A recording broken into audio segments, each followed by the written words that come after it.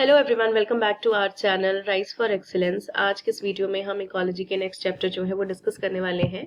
तो चलिए आज का वीडियो शुरू करते हैं। हमारा आज का जो फर्स्ट क्वेश्चन है दैट इज बायोडाइवर्सिटी हॉटस्पॉट्स जो होते हैं वो किस चीज से कैरेक्टराइज होते हैं? High level of species richness and high degree of endemism, low level of species richness या high threat of extinction, high level of pollution, high species count and extreme desert conditions. आपको पूछा गया है कि biodiversity hotspot होते हैं, आपको कैसे पता चलता है कि भाई उनको जो है ये बोला जाना चाहिए। तो इसमें आपका जो करेक्ट आंसर आएगा that will be your A option, high level of species richness and high degree of endemism. तो आपको एंडेमिज्म के बारे में पता होना चाहिए। एंडेमिज्म का मतलब होता है कि ऐसी स्पीसीज जो सिर्फ उसी पर्टिकुलर एरिया में आपको देखने को मिलती हैं। तो हाई डिग्री ऑफ एंडेमिज्म मतलब अगर आप प्लांट्स के केस में देखें तो ऐसा बोला जाता है कि 1500 स्पीसीज ऑफ वेस्कुलर प्लांट जो है वो उस एरिया में जो है एटलीस्ट एंडेमिक होनी चाहिए, मतलब वहीं मिलनी चाहिए। और स्पीसीज रिचनेस ज्यादा होनी चाहिए, मतलब हाई लेवल होना चाहिए स्पीसीज का भी। और हाई डिग्री ऑफ थ्रेट भी देखने को मिले, यानी कि 70% ऑफ ओरिजिनल नेटिव वेजिटेशन जो हो, अगर उस एरिया ने जो है वो लॉस्ट कर दी है तो आपको उसको बायोडाइवर्सिटी हॉटस्पॉट बोलना पड़ेगा। हमारा नेक्स्ट क्वेश्चन है कि रेड डेटा बुक में आपको डिफरेंट कलर के पेजेस देखने को मिलते हैं। तो आपको पूछा गया है कि ब्लैक कलर जो है एक्सटिंक्ट जो स्पीसीज होती हैं वो कौन से कलर में होती हैं, कौन से कलर का पेज होता है जो ये बताता है कि एक्सटिंक्ट हो चुकी हैं वो। तो इस क्वेश्चन का करेक्ट आंसर आ जाएगा आपका ब्लैक। ब्लैक पेज जो है ये इंडिकेट करता है कि वो स्पीसीज एक्सटिंक्ट हो चुकी हैं। उसके अलावा रेड पेज होता है जिसमें आपको पता चलता है कि जो स्पीसीज हैं वो एंडेंजर्ड है या क्रिटिकली एंडेंजर्ड है। और जो आपका एम्बर या ऑरेंज पेज होता है वो उससे आपको पता चलता है कि इस पेज में जो है वल्नरेबल स्पीसीज जो होती हैं उनके बारे में लिखा गया है। और ग्रीन पेज आपको ये बताते हैं कि ऐसी स्पीसीज जो पहले एंडेंजर थी लेकिन अब उनको रिकवर कर लिया गया है, तो वो ग्रीन पेज से आपको पता चलता है।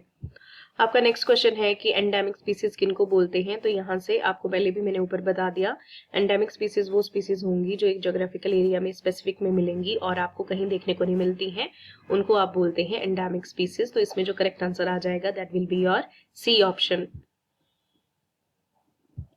नेक्स्ट क्वेश्चन है आपका, which of the following is an ex situ conservation method? National parks, wildlife sanctuaries, biosphere reserve या फिर जूलॉजिकल पार्क्स, जिनको आप जू भी बोलते हैं।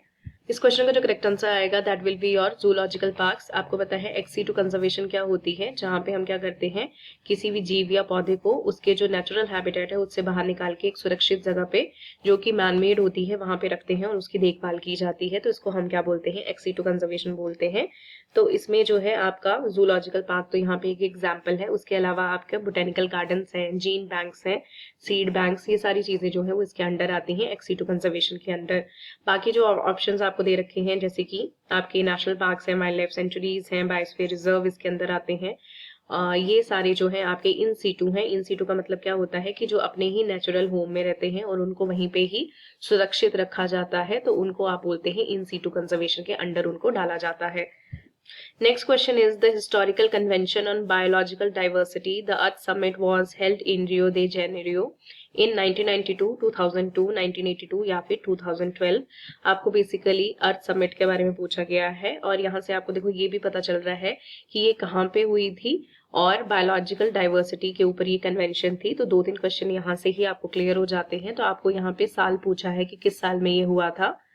इस क्वेश्चन का जो करेक्ट आंसर है that will B 1992। Biological diversity पे ये कन्वेंशन हुआ था, इसको अर्थ समिट बोलते हैं और ये हुआ था रियो दी जेनेरियो में, जो कि आपका कहाँ पे है, तो ब्राजील में है। ये भी आपने ध्यान में रखना है।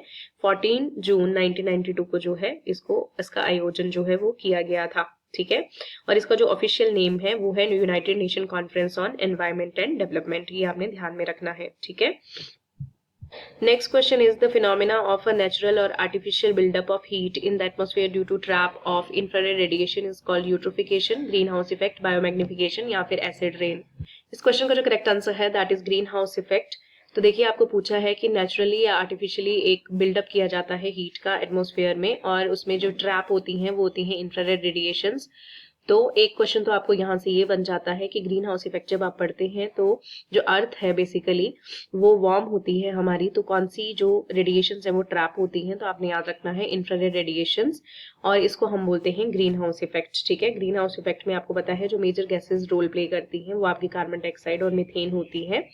उसके अलावा नेक्स्ट हम बात करें यूट्रोफिकेशन की, तो यूट्रोफिकेशन जो है वो आपका वाटर से जुड़ा होता है कि जब आपका जो पॉन्ड्स होते हैं या वाटर बॉडीज होती हैं जिनमें बहुत ज़्यादा न्यूट्रिएंट्स आ जाते हैं, जैसे कि आपके नाइट्रेट्स हैं, फॉस्फेट्स हैं, जब वो इकट्ठा हो जाते हैं तो एल्गी की ग्रोथ होने लगती है, जिसकी वजह से जो ऑर्गेनिज्म है उनको ऑक्सीजन नहीं मिल पाती है और वो मरना शुरू हो जाते हैं। तो इस प्रोसेस को जो है वो आप यूट्रोफिकेशन बोलते हैं। देन बायोमैग्निफिकेशन, ये भी आपका जो है एनवायरनमेंट से जुड़ा हुआ है। मैग्नीफाई करना मतलब किसी चीज को बढ़ा के देखना। तो इसमें क्या होता है कि जो कॉन्सेंट्रेशन होती है टॉक्सिक सब्सटेंसेस की, जैसे जैसे हम ऊपर के ट्रॉफिक लेवल्स पे बढ़ने लगते हैं वो आपकी कॉन्सेंट्रेशन टॉक्सिक सब्सटेंस की इंक्रीज होती है।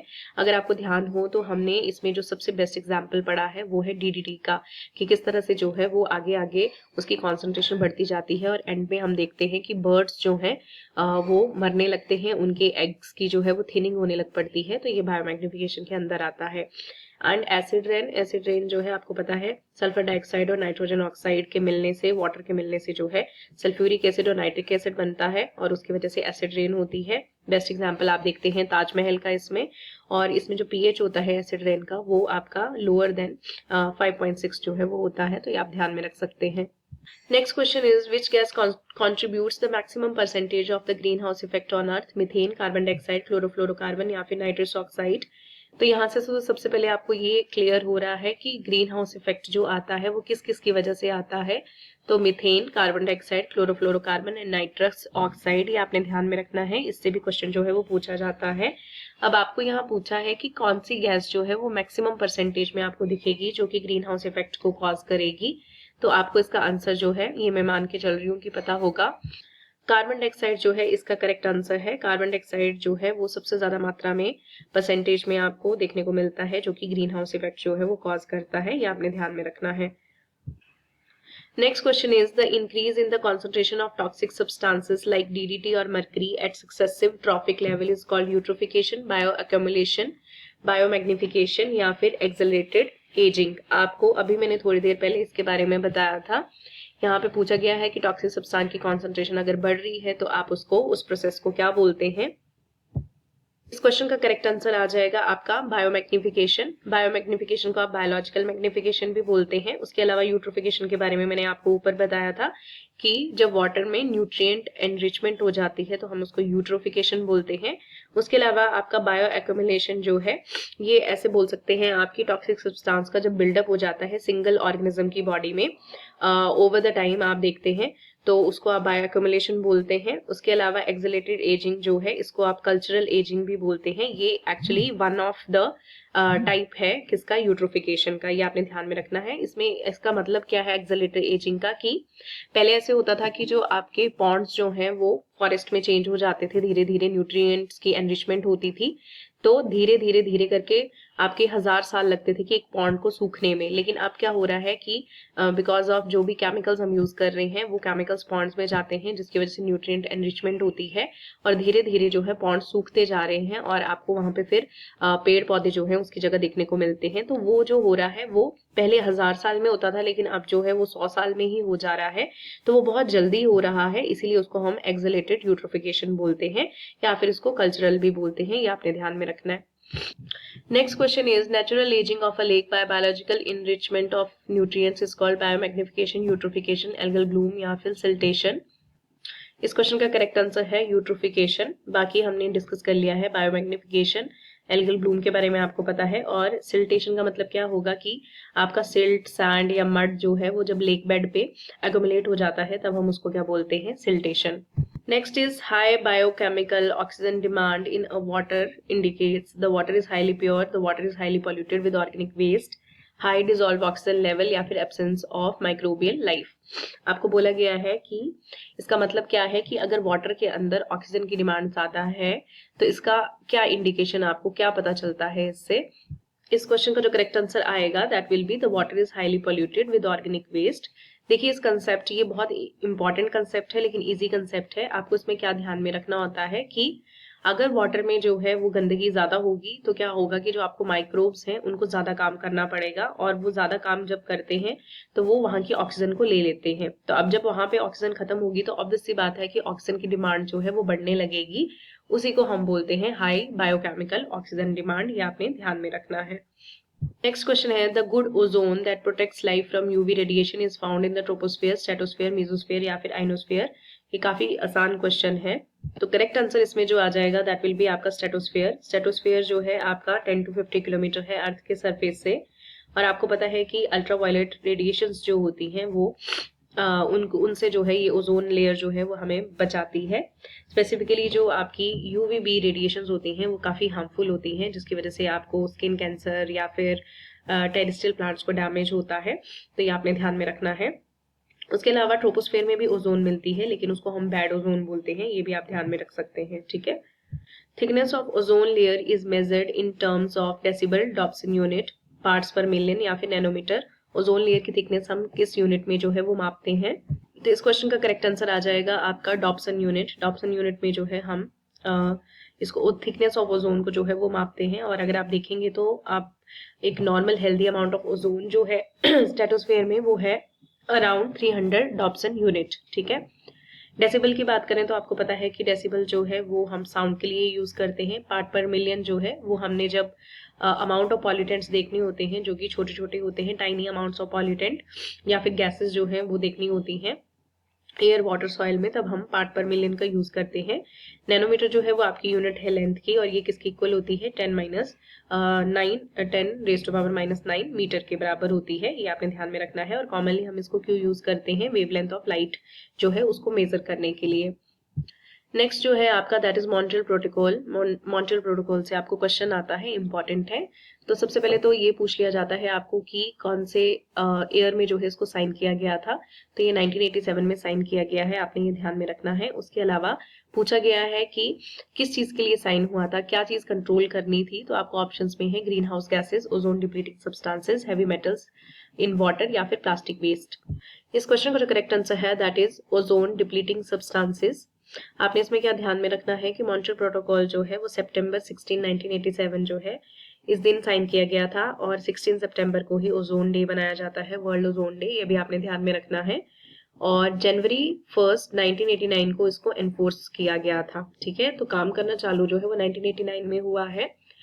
उसके अलावा जो है आपने ध्यान में रखना है कि इन्होंने बोला था कि जो ओजोन डिप्लीटिंग सब्सटेंसेस है, पर्टिकुलरली आपके जैसे क्लोरोफ्लोरोकार्बन्स थे या फिर हाइड्रोक्लोरोफ्लोरोकार्बन्स थे, हेलॉन्स थे, उनको जो है वहां से हटाने के लिए जो है इसको साइन किया गया था, ये आप ध्यान में रख सकते हैं, ठीक है। उसके अलावा जो है आपका एक और अमेंडमेंट देखने को मिलता है जिसको हम बोलते हैं कि किगाली अमेंडमेंट, KIGALI, ठीक है। किगाली अमेंडमेंट जो था ये बेसिकली जो अमेंडमेंट है ये मॉन्ट्रियल प्रोटोकॉल में ही किया गया है, और खास क्यों बन जाता है कि 2016 में ही हुआ है ये। इसमें आपने क्या ध्यान में रखना है कि मॉन्ट्रियल प्रोटोकॉल के दौरान हमने ये डिसाइड किया कि क्लोरोफ्लोरोकार्बन्स को नहीं यूज करना है, या फिर हाइड्रोक्लोरोफ्लोरोकार्बन जो है उनको नहीं यूज करना है। तो उसकी जगह पे जो है लोगों ने यूज करना शुरू किया हाइड्रोफ्लोरोकार्बन्स को। तो हाइड्रोफ्लोरोकार्बन्स जो थे वो ओजोन लेयर को तो नहीं डिस्ट्रॉय कर रहे थे, लेकिन उनकी वजह से जो है वो ग्लोबल वार्मिंग ज्यादा हो रही थी। तो इस अमेंडमेंट में ये बोला गया था कि जो आपके हाइड्रोफ्लोरोकार्बन्स हैं उनको भी जो है वो कम यूज किया जाए, ताकि जो है ग्लोबल टेम्परेचर ज्यादा जल्दी जो है वो ना बढ़े, ठीक है। तो ये भी आप इसमें ध्यान में रख सकते हैं। चलिए अब थोड़ी सी बात जो है वो आपके इम्पॉर्टेंट यहाँ पे जो एग्रीमेंट्स हैं उनके बारे में देख लेते हैं। आप इसको डिटेल में यहाँ से पढ़ सकते हैं। मेन चीज आपको पता होनी चाहिए फुल फॉर्म और किस ईयर में जो है चीजें हुई हैं और किससे रिलेटेड हैं, बस। तो जैसे यहाँ पे है UNFCCC, जिसका नाम है फुल फॉर्म है United nation framework convention on climate change, ये 1992 में हुआ था। क्योटो प्रोटोकॉल जो है 1997 में आया था। पेरिस एग्रीमेंट 2015 में हुआ है। उसके अलावा अगर ओजोन लेयर प्रोटेक्शन की बात करें तो इसके लिए 2 कन्वेंशन आपको देखने को मिलती हैं। एक है वेना कन्वेंशन जो 1985 में हुई थी, और दूसरा है मॉन्ट्रियल प्रोटोकॉल जिसके बारे में हमने ऊपर भी बात की, ये 1987 में जो है वो हुआ है। ये दोनों ही आपने ध्यान में रखने हैं।